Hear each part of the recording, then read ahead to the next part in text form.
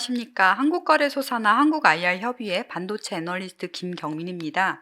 명쾌하게 짚어주는 반도체 신기술 요약노트 특강 2강 진행하겠습니다. 이번 실적 발표 때 메타, 마이크로소프트 같은 미국의 빅테크 기업들이 AI 투자에 대해서 어떤 입장을 밝혔는지 말씀드리겠습니다. 메타 플랫폼스하고 그리고 마이크로소프트, 알파벳 이렇게 세 회사에 대해서만 말씀을 드릴게요. 메타 플랫폼스는 배당금 지급을 시작을 했습니다. 그래서 사실 빅테크 기업들이 배당금을 그렇게 지급을 안 하는 경우가 많은데 배당금 지급하겠다고 알렸다는 것 자체가 주가에 굉장히 긍정적으로 영향을 끼쳤습니다. 네, 그 메타 플랫폼스가 포함된 요 기업들을 Magnificent Seven이라고 많이 부르는데요. 여기서 배당금을 제대로 이제 지급하는 기업들이 한 2개 정도인 것 같아요. 그래서 이 중에 애플은 정기적으로 배당금을 지급하는 기업이고요. 아마존하고 알파벳은 아직 배당금을 지급하지 않습니다. 다만 미국 내에서는 2회사 중에 혹시 한 회사가 먼저 지급하게 되면 알파벳이 될 가능성이 높다라고 보는 것 같습니다. 네, 마이크로소프트는 애플처럼 안정적으로 배당금을 지급하고 있고요. 예, 그리고 메타 플랫폼스는 원래 지급 안 했다가 요번에 하겠다고 얘기를 했고, 엔비디아도 지급을 하고 있습니다. 다만 그 지급하는 금액이 매우 적어요. 그래서 지급을 하고는 있지만 정말 좀 유의미하게 배당을 한다라고 말하기는 어렵고요. 그리고 테슬라는 배당을 하고 있지 않습니다. 정리해보면 애플하고 마이크로소프트 정도가 좀 유의미하게 배당을 했던 기업입니다. 그 배당을 하고는 있지만 배당 수익률이 높지가 않아요. 그래서 이제 애플 같은 경우는 배당 수익률을 이제 시킹 알파에서 찾아보면 0.53% 나오고 있고요. 마이크로소프트가 0.74% 정도이고요. 아까 제가 엔비디아는 배당을 하긴 하지만 유의미하지는 않습니다라고 말씀드렸는데 워낙 또 주가가 굉장히 좀 급등하다 보니까 이 배당 수익률 계산할 때 분모값이 엄청 커졌어요. 그래서 엔비디아의 배당 수익률은 0.02%고요. 이거를 이제 그 반도체 업종 내에서 비교해 보면 필라델피아 반도체 지수를 복제한 ETF 요 내에 그 배당 수익률은 좀 기준이 다르긴 하지만 0.72%로 상대적으로 높고요. 높게 나오는 이유는 미국의 반도체 장비사나 아니면 텍사스 인스트루먼트처럼 굉장히 역사가 오래된 그런 아날로그 반도체를 만드는 회사들이 배당을 많이 하기 때문입니다. 그리고 S&P 500 지수를 추종하는 ETF 중에 VOO라고 있습니다. 요것도 이제 배당 수익률이 1.38%로 높은 편이거든요. 그래서 이런 숫자들하고 비교해 보면 애플이나 마이크로소프트, 엔비디아 같은 기업들이 배당을 하고는 있지만 이 배당하는 그 수익률 자체가 아주 높지는 않구나라는 것을 아실 수가 있습니다. 네, 메타 플랫폼스는 이번에 분기 실적을 발표하면서 설립 이래 처음으로 배당금을 지급하겠다라고 발표를 했고요. 배당금은 이제 연간 기준으로 $2입니다. 그래서 분기별로 나누기 4를 하면은 0.5달러씩 그렇게 배당금을 지급을 하게 될 것 같습니다. 아까 말씀드렸던 기업 중에 애플 볼게요. 애플은 2012년부터 배당금 지급을 이제 시작을 했고요. 기억하시는 것처럼 팀 쿡이 CEO가 된 직후서부터 배당금 지급 시작했습니다. 그래서 실제 그 이후에 실적이 좋기도 했지만 빅테크 기업으로서 배당을 한다는 점이 주가에 장기적으로 긍정적인 영향을 끼치고 있어요. 그래서 지난 10년간 애플의 주가 상승률을 보면은 871% 오른 것을 확인할 수 있습니다. 마이크로소프트는 이보다 좀 더 빠른 2003년도부터 배당금을 지급하기 시작했어요. 그래서 배당금 지급한 지는 한 21년 정도 됐고요. 역시 마이크로소프트도 실적도 좋고 물론 클라우드 사업이나 이런 부분도 되게 좋고 M&A도 엄청 잘하고 있지만 네, 그래도 역시 배당을 꾸준하게 하고 있고 배당을 늘린다는 것 자체가 주가에 긍정적 영향을 끼친다고 생각이 됩니다. 그래서 지난 10년 동안 마이크로소프트의 주가 상승률을 보시면 963%입니다. 상당히 높죠. 네, 그러면 메타 플랫폼스는 왜 배당금 지급을 시작했을까요? 일단 영업이익에 답이 있습니다. 그래서 이 IR 자료에 영업이익도 나와 있고 가장 제일 밑줄을 보면은 영업이익률인 operating margin이 있는데요. 영업이익률이 처음 시작할 때 한 3년 전쯤이죠. 37% 였는데 중간에 영업이익률이 내려갔다가 최근에 40%, 41%까지 올라온 것을 보실 수가 있습니다. 예, 그리고 요 영업이익이나 영업이익률, operating margin 말고 free cash flow도 참고하실 수가 있어요. 그래서 지금 보여드리는 화면에서 마지막에 있는 free cash flow를 보시면 최근 3개분기 동안 계속 이 부분이 올라온 것을 볼 수 있습니다. 그래서 일반적으로 그 배당 투자할 수 있는 여력을 계산할 때 다양한 지표들이 있는데 저 같은 경우는 개인적으로 free cash flow를 좀 많이 보는 편이고요. 메타 플랫폼스도 이제 이 부분의 숫자가 안정화가 되니까 배당을 지급하기로 결심을 한 것 같습니다. 실제 실적 발표 때는 CFO인 수전 리가 이제 배당을 왜 시작했는지에 대해서 이렇게 얘기했습니다. 우리의 그쵸, 당사의 파이낸셜 포지션하고 퍼포먼스가 매우 스트롱하다라고 얘기를 했었고요. 그리고 이 배당이 레귤러 디비던드, 그러니까 계속 그 정해진 만큼 주겠다라고 얘기를 했고요.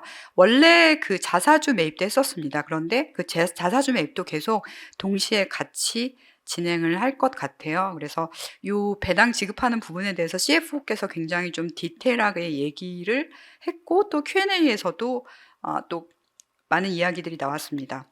그 실제 배당 수익률은 아직은 높지 않습니다. 제가 아까 애플이나 마이크로소프트, 엔비디아 말씀드리면서 그런 기업들보다 필라델피아 반도체 지수 또는 S&P 500의 그 지수의 배당 수익률이 상대적으로 높습니다라고 얘기를 했는데 지금 메타 플랫폼스도 그 배당 발표한 직후에 배당 수익률을 이제 산정을 해보면 포워드 기준으로 0.4% 정도라고 해요. 그래서 높지는 않지만 그래도 빅테크 기업으로서 배당을 레귤러하게 지급한다는 것은 매우 유의미하다라고 생각이 됩니다.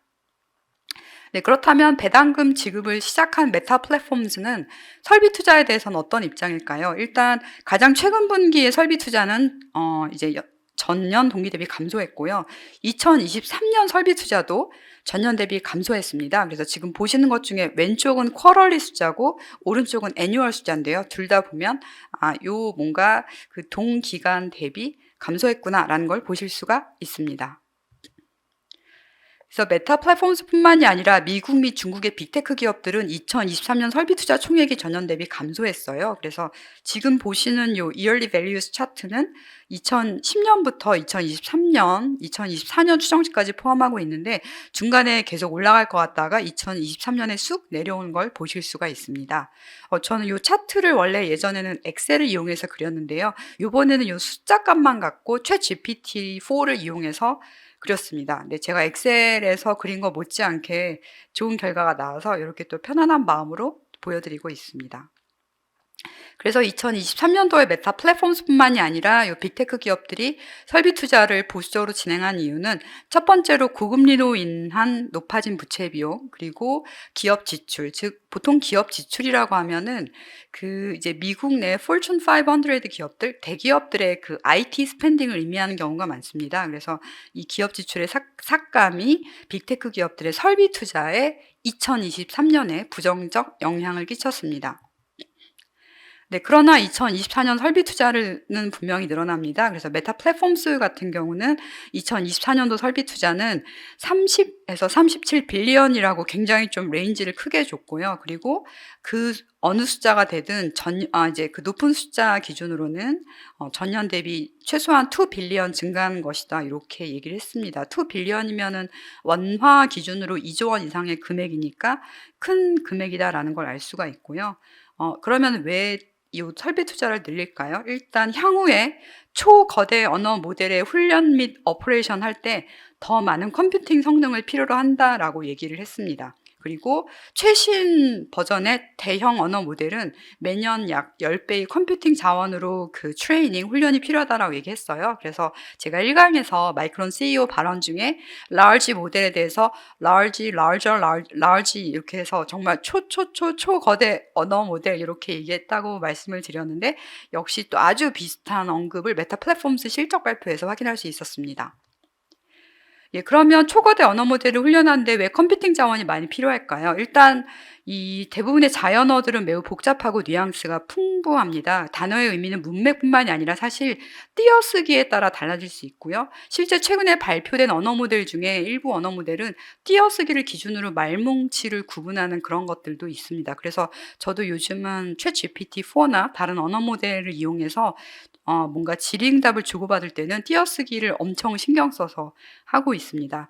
뿐만 아니라 대부분의 데이터들이 사실 이렇게 클린하지 않아요. 그래서 데이터 전처리하는데 정말 많은 시간이 걸리고요.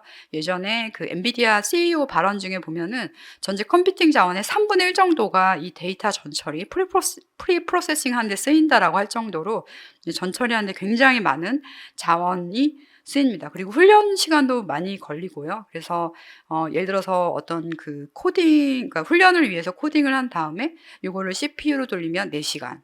그런데 고성능 GPU로 돌리면 30분. 이런 식으로 굉장히 많은 컴퓨팅 자원을 필요로 합니다. 그래서 이제 이런 식으로 초고대 언어 모델 훈련할 때 컴퓨팅 자원이 많이 필요하다라는 부분을 말씀을 드렸습니다.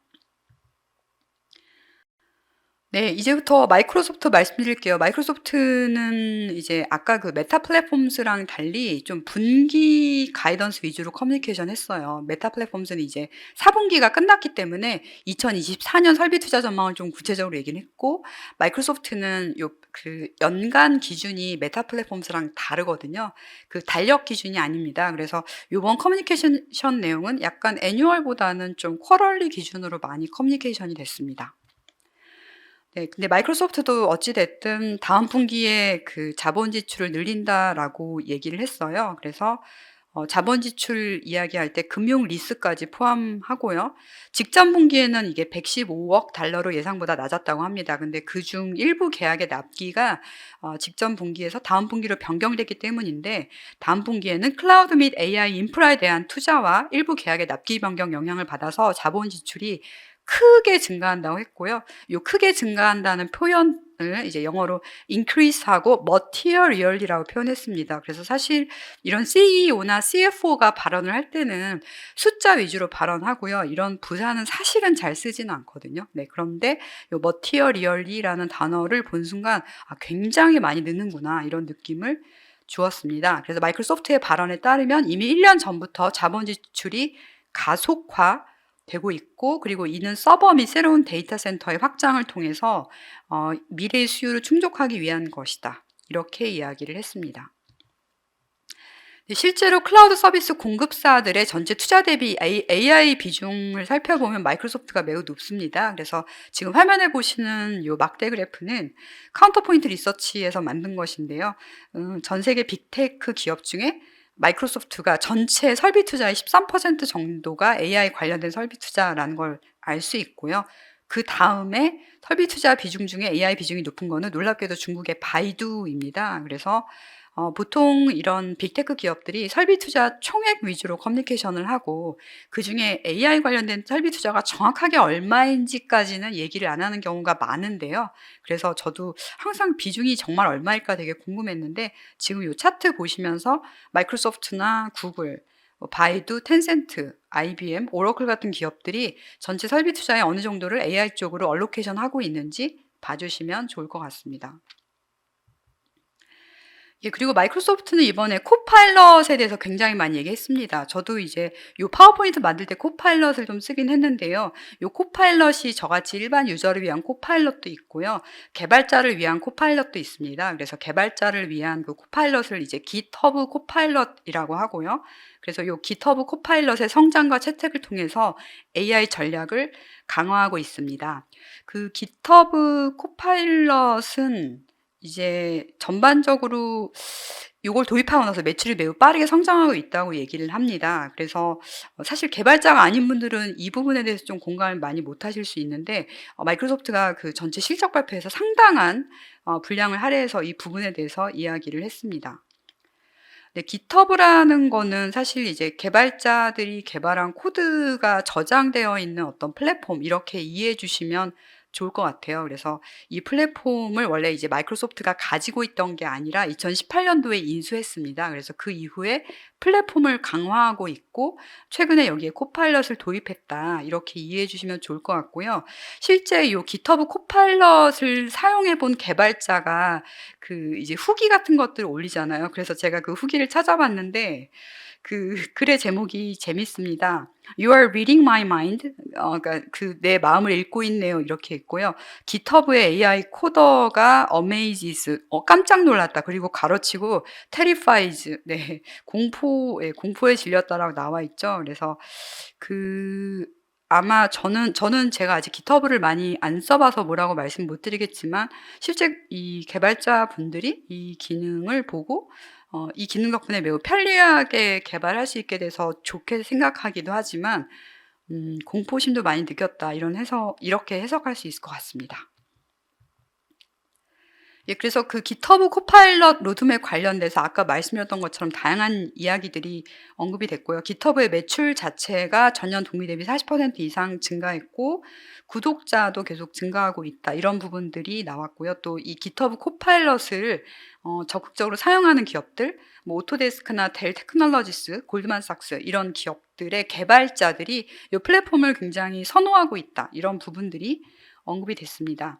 그 마이크로소프트는 GitHub를 처음부터 이 사부가 있었던 게 아니라 2018년도에 인수를 했어요. 그래서 그동안에 마이크로소프트가 인수했었던 회사들을 보시면 이제 GitHub도 있고 액티비전 블리자드, 오픈 AI 다양하죠. 그중에 GitHub는 요 보시는 그림 중에 오른쪽에서 세 번째 보시면 그 검정색 원 안에 고양이 같은 게 들어가 있습니다. 그래서 실제 그 GitHub의 그 창업자 중에 하나가 고양이를 매우 좋아했다고 해요. 그래서 GitHub의 요 로고는 고양이의 모습 일부 반영돼 있고 알려진 바에 따르면 고양이랑 또 다른 동물을 이렇게 합성해서 나타내고 있다고 합니다. 네, 그래서 그 개발자들 위한 코파일럿이 있고요. AI 기반의 PC에서도 코파일럿이 사용자를 더욱 편리하게 만들어주고 있다고 합니다. 그래서 그 노트북 컴퓨터에도 코파일럿 그 키보드가 하나 들어갈 거라고 하잖아요. 그래서 저도 아직까지 제가 사용하는 노트북에는 그 코파일럿 키가 없긴 한데, 나중에 이제 내년이나 내후년도에 쓰게 되면 매우 신기하지 않을까라고 생각을 하고 있습니다. 그 실제로 지금도 그 키보드상에 코파일럿 키가 없더라도 그 마이크로소프트 OS나 아니면 빙을 쓰시는 분들은 요 코파일럿을 사용하실 수는 있고요. 여기 로고가 최근에 조금 컬러풀하게 바뀌었어요. 그래서 이렇게 보니까 되게 멋있어 보이는데 실제 화면상으로는 엄청 조그맣게 표현이 돼서 잘 눈에 안 띄긴 합니다. 그래서 저도 이 파워포인트 자료 만들 때 코파일럿을 써봤거든요. 제가 뭘 했냐 하면은 이 파워포인트나 아니면 워드 프로세서를 다룰 때 하얀 화면에 제가 이제 커서가 깜빡일 때 글씨를 입력하는 경우가 많아요. 그런데 이거를 50장, 100장 만들다 보면 정말 눈이 피곤해집니다. 그래서 저도 이제 눈이 피곤할 때는 요거를 다크 모드로 변경을 하거든요. 그래서 예전엔 제가 다크 모드로 변경을 할 때는 설정에 들어가서 다크 모드 변경해서 하나하나 클릭했었는데 요번에는 코파일럿한테 반말로 주문했습니다. 그래서 다크 모드가 아마 이제 한글로는 어둠 모드인 것 같더라고요. 그래서 제가 지금 요 보시는 하얀 화면에서 코파일럿한테 어둠 모드 해제해줘 라고 이렇게 이야기를 했습니다. 그랬더니 요 어둠 모드, 즉 다크 모드에서 빠져나갈 수 있는 그 조그만 클릭할 수 있는 게 이제 나오더라고요. 그래서 제가 깊은 마음으로 그걸 딱 클릭했더니 이제 보여드릴게요. 요렇게 화면이 바뀌었습니다. 그래서 뭐 원래 제가 설정에 들어가서 하나하나 설정 바꾸던 거랑 비교하면 무슨 차이가 있겠느냐라고 하실 수 있는데 이렇게 제가 코파일럿을 이용해서 다크 모드, 화이트 모드를 왔다 갔다 하니까 실제 파워포인트나 마이크로소프트 워드를 사용할 때 굉장히 편안하게 오랫동안 집중해서 작업을 할 수 있고 예를 들어서 저희 뭐 야근을 하다가 사무실에 컴퓨터에 불이 꺼지면 그전에는 막 다크 모드로 하고 있으면 약간 당황했는데 지금은 코파일럿 통해서 바로 화이트 모드로 가니까 굳이 또 그 등을 키러 안 가도 되는 그런 또 편안함이 있더라고요. 그래서 아마 이런 코파일럿이 제가 보기에는 유저 익스피리언스를 굉장히 강화시켜 주는 도구로 쓰이지 않을까라고 생각을 하고 있고요. 아까 GitHub 코파일럿은 제가 많이 못 써 봐서 요 사례로만 좀 보여 드렸는데 추후에 기회가 되면 저도 GitHub를 좀 더 활발하게 사용해서 코파일럿을 쓰니까 저도 뭔가 조금 놀랐거나 아니면 공포에 질린 그런 이야기를 좀 전달해 드리도록 하겠습니다. 네, 이제 알파벳 말씀드릴게요. 알파벳은 앞에 말씀드린 두 회사보다는 약간은 좀 비용 부담 때문에 힘들어하는 모습인 것 같아요. 그래서 사실 어떻게 보면 라지 랭귀지 모델에서 알파벳이 굉장히 중요한 어떤 역사를 만들기도 했었는데요. 알파벳이 이제 2017년도에 그 구글 AI 연구팀에서 트랜스포머 모델이라는 걸 발표를 했습니다. 그래서 이 모델들도 어떤 신경망 구조를 활용하는데 기존에는 그 이제 재귀적으로 알려진 RNN이라는 신경망 구조를 쓰다가 이 트랜스포머 모델에서부터는 RNN이 아니고 어텐션 메커니즘을 썼다고 합니다. 그래서 이제 어텐션 메커니즘을 쓰니까 자연어 처리가 훨씬 수월해졌다고 하고요. 챗 GPT-4도 역시 어텐션 방식이라고 합니다. 그래서 어떻게 보면 알파벳이 그 AI의 상징과도 같은 기업인데 지금 현재 대규모 투자에 대해서는 앞에 두 기업보다는 조금은 부담스러워하는 입장이긴 해요. 근데 일단 실적부터 보면은 알파벳 같은 경우는 실적 발표한 이후에 주가에 대한 반응은 좀 부정적이었고요. 특히 이제 전체 알파벳 실적 중에 그 이제 광고 관련 매출 비중이 대단히 높은데 그 전체 전사 매출 증가율 대비 이쪽 그 사업의 주력 사업의 매출 증가율이 조금 낮은 편입니다. 그래서 그런 부분들이 알려지니까 실적 발표 직후에 주가가 좀 4% 정도 하락하는 그런 모습을 보였고요. 그 실적 발표 내용을 보시면 따로 파워포인트가 나오진 않지만 마치 그 워드 자료를 PDF로 바꾼 것 같은 그런 자료가 항상 공개가 되거든요. 거기 사업부별로 이제 매출하고 그다음에 영업이익, 오퍼레이팅 인컴이 같이 좀 표시가 되고 있습니다. 지금 영어로 보시면 힘드니까 제가 요 다음에 표로 보여드릴게요. 네, 표로 보시면 전체 매출 중에 제일 위에 보시는 파란색 구글 검색 및 기타가 굉장히 비중이 높잖아요. 그런데 전사 매출 증가율은 13.49%였는데 구글 검색 및 기타 매출 증가율이 이거보다 낮은 12.71%였습니다. 그래서 아마 이런 부분들이 구글 실적 발표 직후에 주가에 좀 부정적인 영향을 끼친 것 같고요. 그리고 구글이 이제 고객을 유치하는 비용 이런 것들도 TAC라 그래서 그 발표를 하는데 이 비용도 좀 증가한 것들 볼 수가 있고 다만 아이러니하게도 직원 수는 감소했습니다. 그래서 직원 수는 이제 지금 전년 동기 대비 한 4.11% 감소했으니까 자연 감소분 외에 구조 조정이 진행되고 있다라는 것을 알 수가 있습니다. 그래서 이제 알파벳은 실적 발표 직후에 주가에 대한 반응 자체는 좀 부정적이었지만 설비 투자에 대해서는 적극적이긴 해요. 근데 아까 마이크로소프트는 제가 표현하기를 설비 투자를 크게 늘립니다 해서 머티어리얼이라는 부사가 들어갔다고 했는데 구글은 그 정도까지는 아니었고요. 그냥 그 캐펙스가 continue to grow, 지속적으로 증가할 겁니다. 요렇게 정도 얘기했어요. 그래서 똑같이 증가하긴 증가하지만 뭔가 그 강도가 엄청 강하지는 않구나. 여기 뭔가 그걸 강조하는 부사가 들어가 있지는 않구나. 이런 부분도 한번 마이크로소프트의 경우랑 비교해서 봐주시면 좋을 것 같고요. 요 캐펙스 관련돼서 질문이 나오니까 그다음에는 좀 더 정말 많이 유의미하게 늘릴 거다라고 얘기가 나왔어요. 그래서 제가 좀 전에 이제 continue to grow 이렇게 얘기했는데 그다음에 또 언급된 문장을 보면은 notably larger than이라는 표현이 있습니다. 그래서 그러면 굉장히 유의미하게 늘어난다는 이야기잖아요. 그래서 결론적으로 설비 투자를 늘리긴 늘리는구나라는 거를 재확인할 수 있었습니다.